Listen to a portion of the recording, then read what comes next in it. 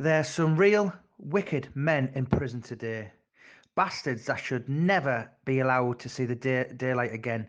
At the top of the list must be the child killers such as Myra, Hindley and Ian Brady. Running a very close second, in my opinion, they're evil people who mug dear old ladies and very old men.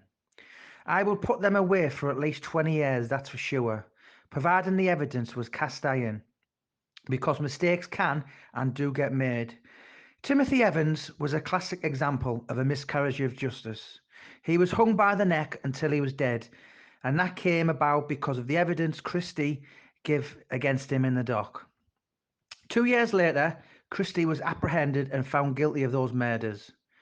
Take the case of Paddy Hill, who was sentenced to life for the Birmingham Pub Bombings.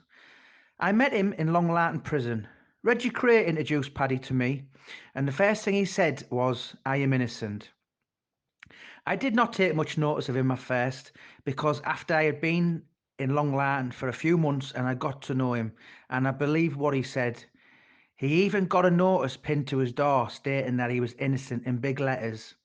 It reads, "Paddy Hill is innocent." He tells every new inmate the same story, and believe me, no one who is guilty can keep that up for very long. If they are guilty, they'll always crack and give in, because they're only human. Take the case of Carl Bridgewater, the murder. When I arrived in Gartree, top security prison, I was talking to Paul Sykes, a friend who was serving 5 years for GBH. I was walking around the exercise and I asked Paul what he thought about Carl Bridgewater case, because Jimmy Robinson was walking around the yard on his own. Paul told me he had spoken to Jimmy on one occasion and the others who were convicted with him were innocent. Not only me, but everyone had spoken with him and thinks he was innocent as well.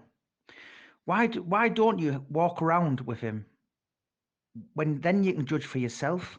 Well, that's exactly what I did. I walked around with him for 40 minutes and then he told me how he and his friend had been fitted up by West Midlands Police. When you have mixed with criminals most of your life, you can tell if a man's lying. This guy was telling the truth.